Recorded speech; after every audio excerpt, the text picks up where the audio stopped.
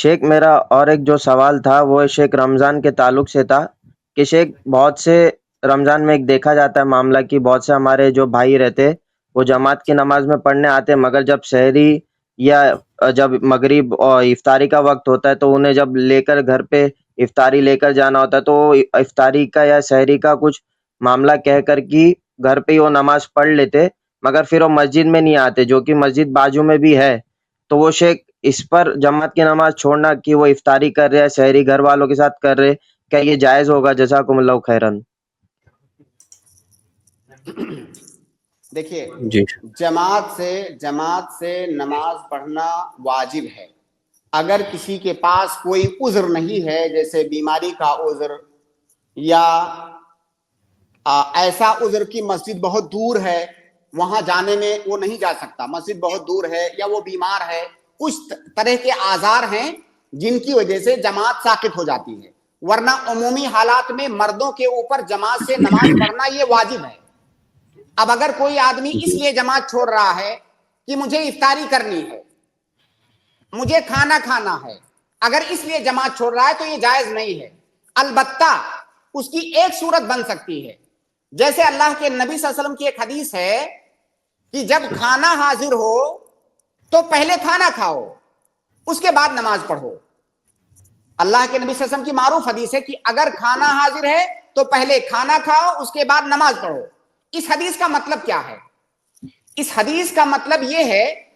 کہ کھانا تیار ہے، آپ کو بھوک لگی ہوئی ہے، اتنی بھوک لگی ہوئی ہے کہ اگر آپ ابھی کھانا نہیں کھائیں گے اور نماز پڑھنے لگیں گے تو آپ کا دل کھانے میں لگا رہے گا۔ جب آپ کا دل کھانے میں لگا رہے گا تو ظاہر ہے آپ کی نماز میں خشوع اور خضوع نہیں آ پائے گا۔ آپ نماز پڑھ رہے ہیں، آپ کا دماغ کھانے پر ہے۔ اگر کسی کی یہ سچویشن ہے کہ کھانا تیار ہے، اسے بھوک لگی ہوئی ہے اور اسے کھانے کی اجازت بھی ہے،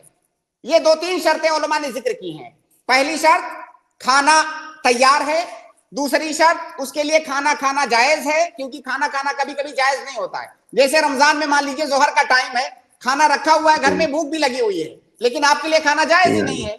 تو کھانا تیار ہے، کھانا اس کے لیے جائز ہے، اور اسے اتنی بھوک لگی ہوئی ہے کہ اگر وہ کھانا چھوڑ کر کے نماز پڑھے گا تو اس کی نماز میں خشوع اور خضوع نہیں آئے گا اور اس کا دل کھانے میں لگا رہے گا۔ ایسی صورت میں وہ پہلے کھانا کھائے گا۔ اب اگر کسی کی یہ سچویشن ہے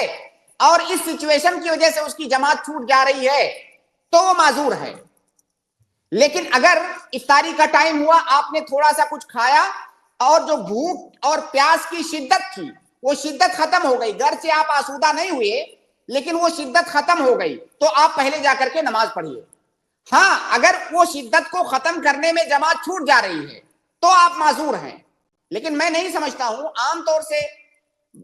بہت ساری مسجدوں میں اس بات کا اہتمام ہوتا ہے افطاری کے ٹائم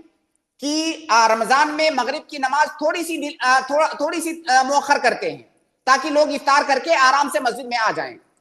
تو بہرحال فقط افطاری کے لیے جماعت کو چھوڑنا یہ جائز نہیں ہے۔ البتہ اگر اتنا ٹائم نہیں دیا جاتا ہے اس مسجد میں کہ وہ اتنی افطاری کر سکے جس سے اس کی بھوک کی شدت ختم ہو سکے، پیاس کی شدت ختم ہو سکے اور اس کا دل کھانے پینے میں لگا رہے گا، ایسی صورت میں وہ آدمی پہلے کم سے کم اتنا کھا پی لے گا کہ اس کی بھوک اور پیاس کی شدت کم ہو جائے اور وہ اطمینان سے نماز پڑھ سکے۔ جی شیخ، بہت بہترین پوائنٹ شیخ، اس لیے کہ افطاری کا شیخ بہت مسجدوں میں اہتمام بھی ہوتا ہے اور سحری کا بھی ہوتا ہے شیخ، اور جیسے اگر یہ بھائی لوگ اگر مسجد میں نہیں کر رہے، اگر گھر پہ ہی کر رہے شیخ، اگر ان کی حالت ایسی ہے کہ وہ کھجور اور پانی پر ہی ان کی بھوک پیاس شدت مٹ سکتی ہے اور وہ مسجد میں بھی آ سکتے کیونکہ ان کے پاس گاڑی کی بھی سہولت ہے اور دیگر قریب بھی ہے، تو شیخ اگر وہ نہیں آتے کیا یہ ان کے لیے جائز ہوگا یا نہیں ہوگا شیخ؟ ایک لاسٹ رہنمائی، جزاکم اللہ خیر۔ نہیں، ان کے لیے جائز نہیں ہوگا جماعت چھوڑنا۔ اگر وہ جلدی سے اتنا کھا کر کے مسجد میں پہنچ سکتے ہیں جتنا کھانے سے بھوک اور پیاس کی شدت ختم ہو گئی اور نماز اطمینان سے پڑھ سکتے ہیں، تو پھر ان کے لیے جماعت چھوڑنا یہ جائز نہیں ہے۔ جی جی شیخ، بہت بہت اور شکریہ شیخ، یہاں جزاکم اللہ مطلب خیر۔ ایک اور چیز میں نے ملاحظہ کیا ہے، بہت ساری مسجدوں میں میں نے دیکھا ہے کہ مغرب کی اذان ہوتے ہی جماعت اتنی جلدی قائم کی جاتی ہے، اتنی جلدی کہ اگر کوئی مسجد کے پڑوس میں بھی رہتا ہے تو اس کی نماز چھوٹ جائے گی، افطاری کر کے گھر سے آئے گا تو اس کی نماز چھوٹ جائے گی۔ یہ مناسب نہیں ہے۔ دیکھیے، مغرب کی نماز میں بھی اتنا وقت ہوتا ہے کہ آپ 10 منٹ 12 منٹ اذان کے بعد 10-12 منٹ مؤخر کر سکتے مؤخر کر کے جماعت قائم کر سکتے ہیں. آپ نے جو لوگ وہاں پہ مکہ یا مدینہ گئے ہیں انہوں نے حرمین میں دیکھا ہوگا کہ میرے خیال سے تقریباً 15 منٹ وہاں پہ یا اس سے کچھ زائد ہی انتظار ہوتا ہے رمضان کے مہینے میں مغرب کی نماز میں، تاکہ لوگ کم سے کم اپنی بھوک اور پیاس مٹا کر کے اطمینان سے نماز پڑھیں.